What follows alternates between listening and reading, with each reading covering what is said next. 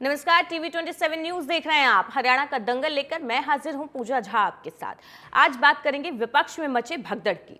कांग्रेस के बाद अब जेजेपी को भी एक के बाद एक झटके लग रहे हैं। हाल ही में जेजेपी के प्रदेश अध्यक्ष निशांत सिंह ने पार्टी को अलविदा कहा था। आज एक बार फिर से एक विधायक ने फिर इस्तीफे का पत्र पार्टी को भेज दिया और वो कोई और नहीं, जोगीराम सिहाग है। विधायक ने इस्तीफा देकर जेजेपी के लिए मुसीबत खड़ी कर दी। वहीं भाजपा में जहां सांसद विजेंद्र ने इस्तीफा दिया था और कांग्रेस में शामिल हो गए थे, वहीं अब पूर्व केंद्रीय मंत्री वीरेंद्र भी कांग्रेस में शामिल हो गए हैं। उनकी धर्मपत्नी प्रेमलता भी इस्तीफा देकर कांग्रेस में शामिल होने वाली है। कांग्रेस से इस्तीफा देकर पूर्व मंत्री कृष्ण मूर्ति हुड्डा भी भाजपा में शामिल हो चुके हैं।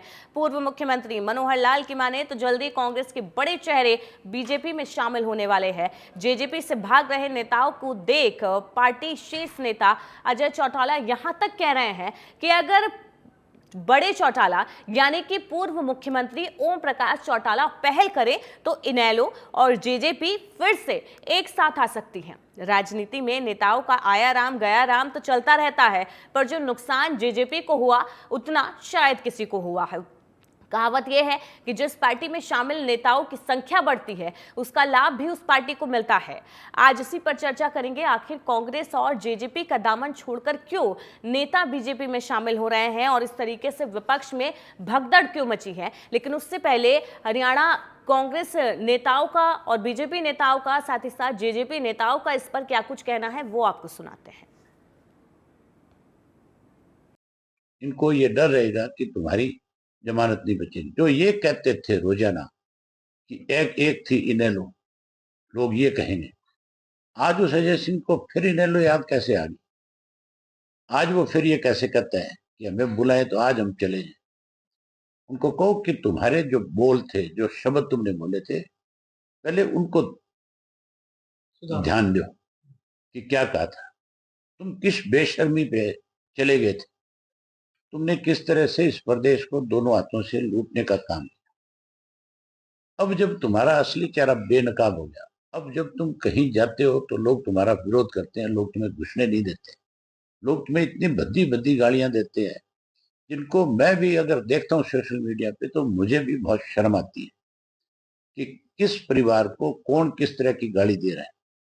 एक वक्त था कि चौधरी देवीलाल के परिवार का अगर कोई नाम ले ले। देखो, मैं तो उम्मीद करता हूं कि मैं किसी को कहूंगा नहीं कि वो छोड़ करके पार्टी हमारे साथ आए।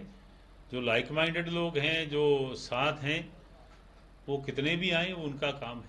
तो मान के चले कि आने वाले समय में जेजेपी को और झटके भी लग सकते हैं इसके लिए। नहीं, मैं ये क्यों कहूँ कि झटका किसी को लग सकता है। हम तो जिस पार्टी को सींचा हो अपने खून से, उस पार्टी को झटके लगाने के लिए तो ये निर्णय नहीं होते।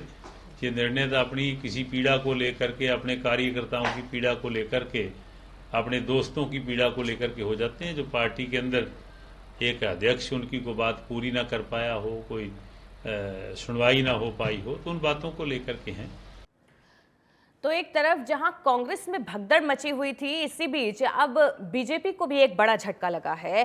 पूर्व केंद्रीय मंत्री रह चुके चौधरी वीरेंद्र सिंह फिर से कांग्रेस में शामिल हो गए हैं। इससे पहले भी वो कांग्रेस के साथ थे, लेकिन बीजेपी में शामिल हो गए थे, लेकिन अब वो फिर से कांग्रेस में आ गए हैं और उनका कहना है कि उनकी घर वापसी हुई है, साथ ही साथ विचारधारा की भी वापसी हुई है। तो एक तरफ जहां कांग्रेस में घमासान मचा हुआ था टिकट बंटवारे को लेकर, वहां पर भगदड़ जैसी स्थिति देखने को मिल रही थी, वैसा ही कुछ बाकी दलों में भी देखने को मिल रहा है। जेजेपी में एक के बाद एक इस्तीफे आ रहे हैं। पहले निशांत सिंह ने इस्तीफा दिया प्रदेश अध्यक्ष के पद से और बाकी पदों से, और अब जोगीराम सिहाग ने भी इस्तीफा दे दिया है, इस्तीफा भेजा है। उनका कहना है कि आगे अब और देखेंगे क्या करना है, लेकिन फिलहाल इस्तीफे का कारण तो स्पष्ट नहीं है। लेकिन तमाम सवाल उठ रहे हैं कि आखिर चुनावी बयार है, चुनाव करीब है, ऐसे में क्यों इस्तीफों का ये दौर जारी है।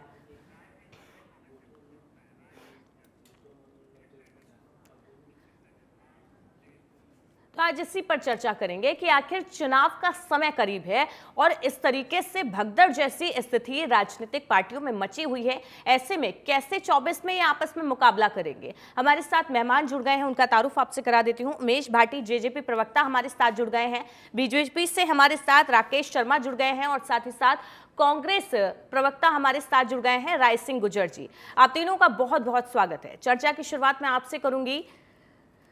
भाटी जी, पहले निशांत सिंह ने इस्तीफा दिया और अब जोगीराम सिहाग का भी इस्तीफा आप तक पहुंच गया है। क्या कहेंगे, चुनाव करीब है, ऐसे में भगदड़ जैसी स्थिति मची हुई है, कैसे संभालेंगे पार्टी को और 2024 की लोकसभा चुनाव की कमान को? चुनाव बिल्कुल सर पर है।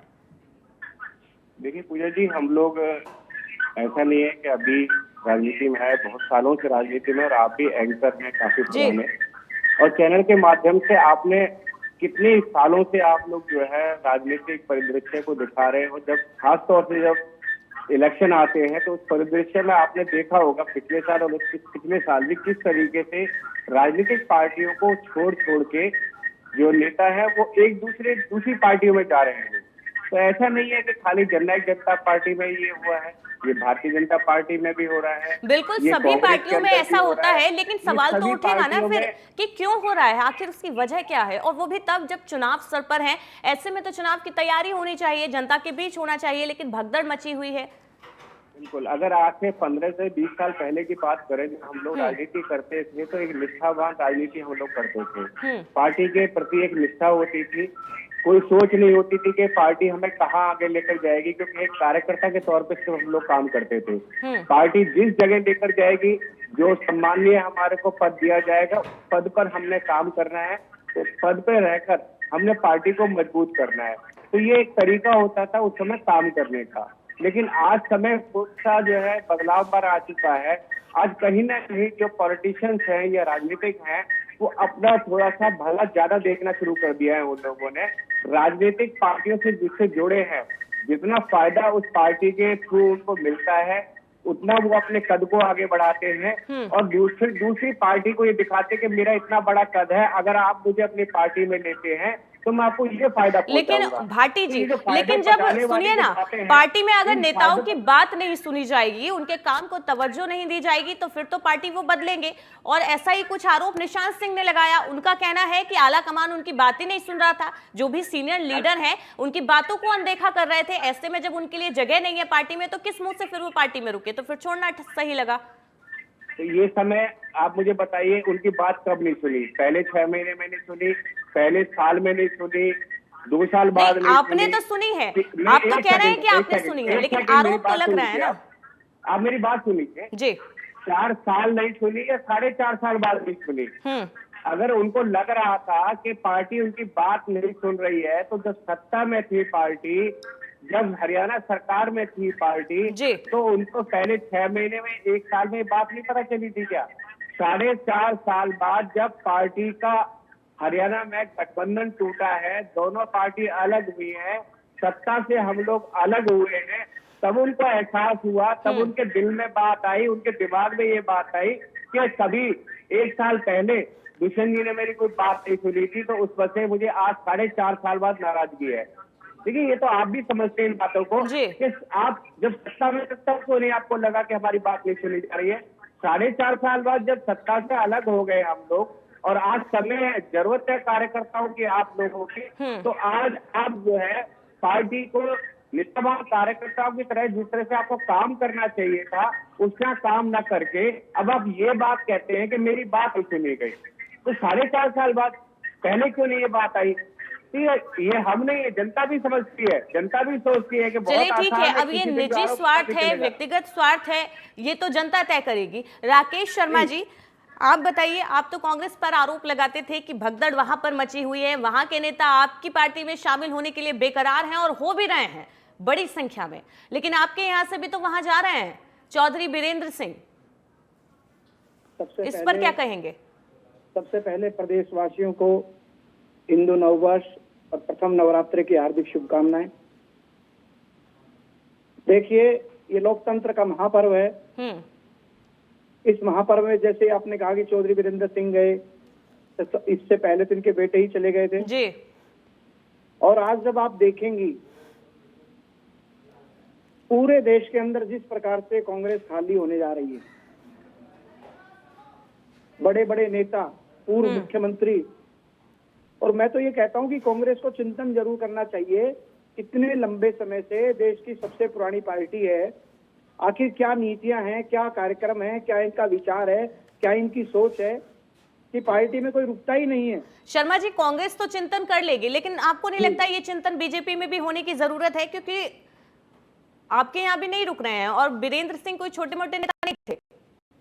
वीरेंद्र सिंह को व्यक्तिगत कारणों से आपने पीछे देखा होगा, आरोप वो भी लगा रहे हैं कि विचारधारा वापसी हुई है। केंद्र में पार्टी ने इनको मंत्री बनाया, इनके पहले सांसद रहे, इनकी धर्मपत्नी विधायक रही। अगर विचारधारा नहीं मिली, अगर विचार नहीं,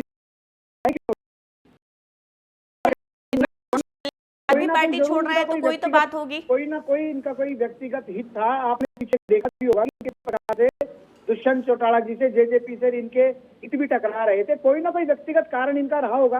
अब ये तो इसका सही उत्तर तो वो दे पाएंगे कि ऐसा तुरंत क्या विचार बदल गया आपका कि आप केंद्र में मंत्री भी रहे, आप हरियाणा में आप सांसद भी रहे, आपकी धर्मपत्नी जी भी विधायक रही, एकदम से एक दिन में क्या विचार बदल गया? ये तो जो जिन्होंने कहा है कि मैं विचारधारा में लौटा हूँ, तो बताएं ना एकदम से क्या विचार बदल गया। चलिए ठीक है, ये तो उनका फैसला है। भारतीय जनता पार्टी संगठनात्मक रूप से विश्व की सबसे बड़ी पार्टी है और भारतीय जनता पार्टी का पूरा संगठन, केंद्र से लेकर राष्ट्रीय अध्यक्ष से लेकर हमारे पन्ना प्रमुख तक का संगठन भारतीय जनता पार्टी का मजबूत संगठन है और उसी आधार पर भारतीय जनता पार्टी आज मैदान के अंदर है। चलिए ठीक है, राय सिंह गुर्जर जी, क्या लग रहा है? शर्मा जी तो कह रहे हैं कि कांग्रेस को चिंतन करने की जरूरत है। जिस तरीके से उनके खुद के सदस्य एक एक कर पार्टी छोड़ रहे हैं, पूरी पार्टी खाली होती जा रही है हर राज्य में, ऐसे में बड़े चिंतन की जरूरत है। क्या कहेंगे आप? देखिए, शर्मा जी को राजनीतिक पृष्ठभूमि और हरियाणा की जो बदलती तस्वीर है, शायद उस पर विचार करने की जरूरत है। अगर हरियाणा की राजनीति की हम बात करें, जो मुद्दा लेकर आप आए हैं आज जी, हरियाणा की राजनीति में सबसे पहले भगदड़ अगले चुनाव को देखते हुए किसी पार्टी में मची है, बवाल उठा है, वो भारतीय जनता पार्टी है। भाजपा ने तुरंत आनंद फानन में सबसे पहले हार को देखते हुए, स्वीकारते हुए अपने मुख्यमंत्री का चेहरा बदला, लेकिन उसके बावजूद भी ये जनता तय कर चुकी है कि भाजपा को सत्ता से हटाना है। दूसरी बात, मैं एक आरोप लगाता हूं और ये स्पष्ट है कि देश की राजनीति में जितने भी राजनीतिक दल हैं, उसमें कांग्रेस भी है और दूसरे विपक्ष के लोग भी हैं। जो भी राजनीतिक स्वार्थी है व्यक्ति, जो भी राजनीति में कहीं ना कहीं किसी भी प्रकार से काले धन में शामिल रहा है, चोरी की है धन की, व्यवस्था को भंग किया है, समाज को तोड़ने का प्रयास किया है, आज वो सभी लोग भाजपा में शामिल हो चुके हैं। क्योंकि और जो लोग बीजेपी से कांग्रेस में आ रहे हैं, उनके लिए क्या कहेंगे? जो बीजेपी से कांग्रेस में आ रहे हैं उनकी बात नहीं है, पहले मेरी बात पूरी हो जाने दीजिए आप, कि जो कांग्रेस छोड़कर या दूसरी पार्टी छोड़कर भाजपा में गए हैं, आप उनका इतिहास देखिए। किस प्रकार नवीन जिंदल पर आरोप लगाए थे देश के प्रधानमंत्री ने कोयले को लेकर, किस प्रकार मुख्यमंत्री अशोक चौहान पर आरोप लगाए थे, किस प्रकार विश्वा पर आरोप लगाए थे। एक बहुत लंबी लिस्ट है सैकड़ों नेताओं की, जिसके बारे में ये भाजपा के लोग सिर उठाकर कहते हैं कांग्रेस को छोड़कर आ रहे हैं। वो सभी लोग भ्रष्टाचारी थे, कहीं ना कहीं उनके पास किसी प्रकार का सत्ता में रहते हुए उन्होंने जनता के साथ दुरुपयोग किया साधनों का और कांग्रेस पार्टी के साथ विश्वासघात किया। वो सब लोग आज भाजपा में हैं, इनके पास वो वॉशिंग मशीन है। दूसरी बात, आप कह रहे हैं कि भाई कांग्रेस में जो आज चौधरी वीरेंद्र सिंह जी आए हैं, देखिए चौधरी वीरेंद्र सिंह जी राजनीतिक शख्सियत हैं, उनका कद है, उनको खुद भाजपा के नेता प्रधानमंत्री राजनाथ सिंह, नड्डा साहब और जो भी उस समय अमित शाह, जो भी भाजपा के उस समय के लोग थे, उनके घर पहुंचे थे। आज कह रहे हैं कि भाई ये किसी प्रकार की विचारधारा में नहीं मेल खाए। अरे राजनीतिक व्यवस्था है, परिवर्तन होता है, लेकिन एक बात तय है शर्मा जी कि हरियाणा की राजनीति में अगर भगदड़ मची है तो भाजपा के खेमे में मची है और भाजपा का जाना तय है। जनता ने भगदड़ मचा दी है। ये केवल जो गोदी मीडिया है, जो प्रायोजित प्रचार प्रसार के साधन है, वहां पर आज आप 400 पार की बात करते हैं, लेकिन जनता आपको हरियाणा नहीं बल्कि पूरे देश से सत्ता से बाहर करने वाली है। शर्मा जी सुन रहे हैं आप? और ये बात तो सच है कि जिस तरीके से आपकी पार्टी में अपने लिए कैंडिडेट नहीं है, आपने कांग्रेस से आए हुए 6 पूर्व प्रत्याशियों को, माफ कीजिएगा, पूर्व नेताओं को टिकट दिए हैं, तो ऐसे में क्या आपके पास कैंडिडेट नहीं थे? जो मीडिया शर्मा जी, आप तो केवल दरी बिछाने के लिए हैं, आप तो केवल कांग्रेस के उन तथाकथित नेताओं का स्वागत करने के लिए, ठीक कहा हमारी बहन ने कि जो 6 लोकसभा प्रत्याशी है वो कांग्रेस की देन है, और आप संगठन की बात करते हो, अनुशासन की बात करते हो। परेशान है वो लोग जो दरी बिछाकर भाजपा के अंदर यहाँ तक पहुंचे थे, लेकिन गुज्जर जी ये भी तो देखिए, आप जो कह रहे हैं बात, फिर भी बीजेपी में ही जा रहे हैं, और आपकी पार्टी से तो बड़ी संख्या में, और मैं किस राज्य की बात करूं, कहां से नहीं गए हैं, वहां से जा रहे हैं, बड़े बड़े नेता जा रहे हैं। आप बोल रहे हैं दरी बिछाने का काम, उसके बावजूद वहां जाने को तैयार हैं। मैंने इस बात को मान लिया है कि देश की विपक्ष की पार्टी चाहे कांग्रेस भी हो, जो राजनीतिक रूप से स्वार्थी व्यक्ति है, जो कहीं ना कहीं संसाधनों का जिन्होंने सत्ता में दुरुपयोग किया है, किसी भी प्रकार का व्यक्ति है, वो आज भाजपा में शामिल हो चुका है। गुज्जर जी, आपको लगता नहीं है कि चिंतन की जरूरत है? जिस तरीके से भगदड़ मची हुई है, लोग जा रहे हैं, आला कमान को उस पर सोचना चाहिए। हमने बिल्कुल चिंतन किया है, हम बिल्कुल कर्मठ और विचारधारा के आधार पर जुड़े व्यक्ति हैं, पार्टी से जुड़े लोग हैं। हम चाहते हैं कि ऐसे लोग जो समाज विरोधी हैं, जिन्होंने काले धन का दुरुपयोग किया है, जिन्होंने सत्ता में रहते हुए लोगों का शोषण किया है, और जिन्होंने भारत माता को आजादी दिलाने वाली कांग्रेस की विचारधारा के साथ संगठन में रहकर विश्वासघात किया है, ऐसे लोगों को पार्टी से बहुत पहले चला जाना चाहिए था। चलिए ठीक है, भाटी जी क्या लग रहा है, क्या कहेंगे? चुनाव से पहले परिवार साथ आएगा? जिस तरीके से अभय चौटाला संकेत दे रहे हैं कि अगर बड़े नेता पहल करें तो सब साथ हो जाएंगे और फिर से मजबूती के साथ चुनाव में उतरा जाएगा, तो जेजेपी को जिस तरीके से गठबंधन टूटने के बाद नुकसान हुआ, पार्टी को बिल्कुल अलग थलग कर दिया गया, बीजेपी की तरफ से एकदम से गठबंधन तोड़ा, उसके बाद नया मुख्यमंत्री, और जेजेपी को कहीं कोई जगह नहीं, लग रहा है कि अब परिवार को साथ आना पड़ेगा मुकाबले में। देखिए, अगर आप देखेंगे कि जो बयान अजय चौटाला जी का आया है, वहां पे इससे पहले भी, ये ऐसा नहीं है कि पहली बार ये बयान है, इससे पहले भी कई संदर्भ में जब पत्रकारों ने से उनसे पूछा कि क्या परिवार एक हो सकता है, तो देखिए परिवार के अंदर सबसे बड़ा जो होता है, परिवार का जो बड़ा, जिसको ये मान के चलते हैं कि हम जो है, जिनका हम रिस्पेक्ट करते हैं, तो वो ओम प्रकाश चौटाला जी है, और वो इंडियन नेशनल लोकदल की शुरुआत उन्होंने की, और उसके बाद में अजय और अभय दोनों उनके बेटे हैं। तो जिस संदर्भ में जब बात की, उनसे पूछा गया कि क्या हम एक हो सकते हैं, तो उन्होंने एक ही बात बोली कि ये बड़ों पे निर्भर करता है।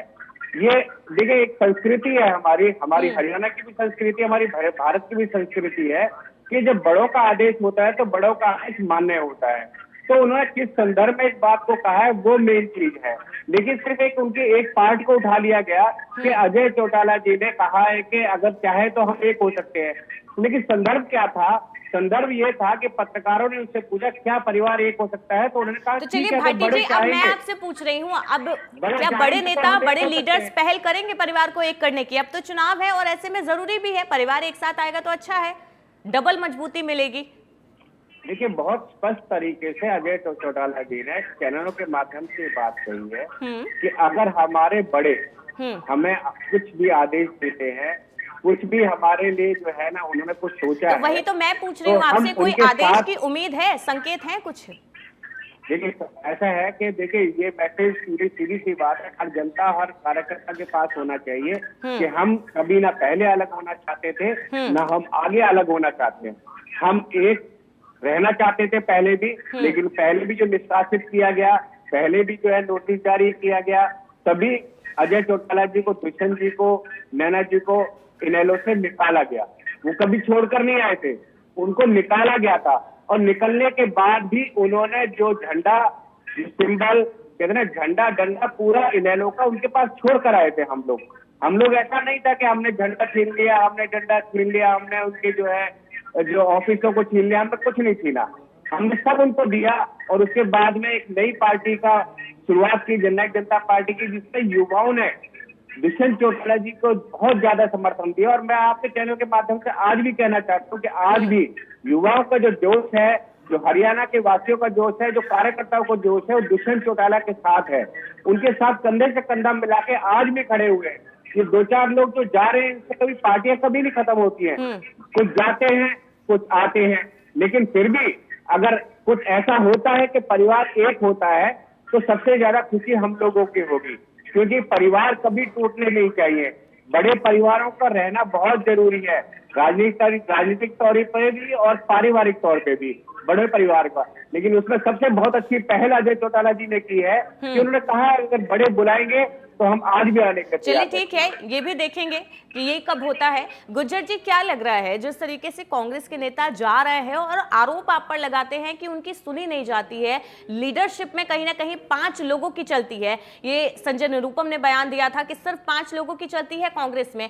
ऐसे में जिस तरीके से बिखर रही है पार्टी, कैसे 24 में मुकाबला होगा? देखिए, गौरव वल्लभ जी के बारे में जहां तक और निरुपम जी के बारे में 2 बातें आपने कही है। गौरव वल्लभ जी को पहले जमशेदपुर झारखंड में कांग्रेस पार्टी ने चुनाव लड़ाया था, उनकी सुनी गई थी, उनको टिकट दिया गया था और ये पूरी की पूरी पार्टी वहां जीती, हमारी सरकार बनी। वो चुनाव हार गए।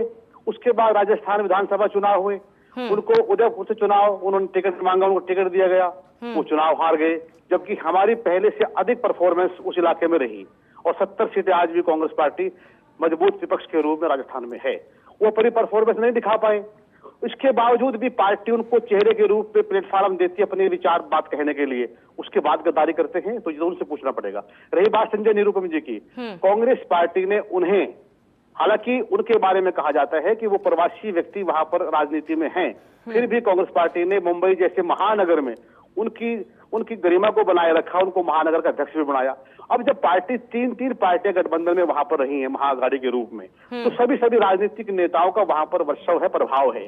ऐसे में अगर कांग्रेस पार्टी के किसी नेता को राजनीतिक रूप से टिकट नहीं दे पा रही है, पार्टी महत्वपूर्ण स्थान एक प्रवक्ता के रूप में, अध्यक्ष के रूप में दिया हुआ है, क्या सभी के सभी पद एक व्यक्ति को दिए जाए? ऐसे में अपने स्वार्थ के लिए कोई पार्टी छोड़ता है तो जाए, 1000 बार जाए। हम कहते हैं कि ये देश के अंदर विचारधारा की लड़ाई है, यहाँ पर वही रहेगा जिसके अंदर महात्मा गांधी की विचारधारा, देश के प्रति लगाव, संविधान और मान होगा, वही कांग्रेस में रहेगा। चलिए ठीक है, शर्मा जी, मैं आपसे पूछना चाहूंगी, आप जो आरोप लगा रहे हैं विपक्षी पार्टियों पर कि वहां पर भगदड़ मची है, वहां से नेता इधर से उधर जा रहे हैं, ऐसे में मैं आपसे पूछना चाहती हूं कि बीजेपी को विपक्षी नेताओं की जरूरत क्यों पड़ रही है? अगर इतनी ही मजबूत पार्टी है, इतनी ही मजबूत उसके पास कैंडिडेट है, तो बाकी विपक्षी दलों से नेताओं की जरूरत क्यों पड़ रही है? क्योंकि उन्हीं नेताओं पर आप भ्रष्टाचार का आरोप लगाते हैं, उन्हीं नेताओं पर घोटाले का आरोप लगाते हैं, तमाम FIR उन पर होती है, आप ही कहते हैं। उसके बाद जब बीजेपी में आ जाते हैं तब वो आपके लिए चुनावी हुंकार भरते हैं। तो आपको नहीं लगता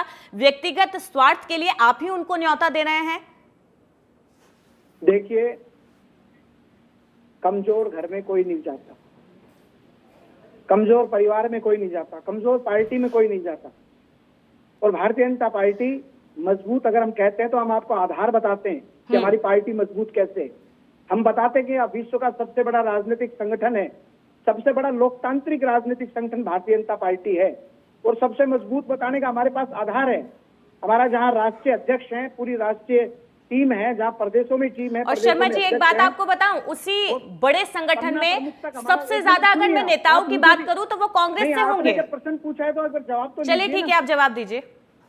आप जब प्रश्न पूछने तो जवाब तो लीजिए पहले। आप सीधी पूरा संगठन पन्ना प्रमुख तक हमारा संगठन है, हम उसके आधार पर कहते हैं भारतीय जनता पार्टी बहुत मजबूत पार्टी है। हरियाणा के पन्ना प्रमुख दुखी है, उनको रोजगार नहीं मिला। नहीं, हरियाणा का कोई पन्ना प्रमुख दुखी नहीं है। अगर दुखी है तो कांग्रेस दुखी है, अंदरूनी कलह से कांग्रेस दुखी है। कांग्रेस की जो अंदरूनी कलह है, उदय भानसी को उनकी पार्टी के लोग सचक नहीं मानते।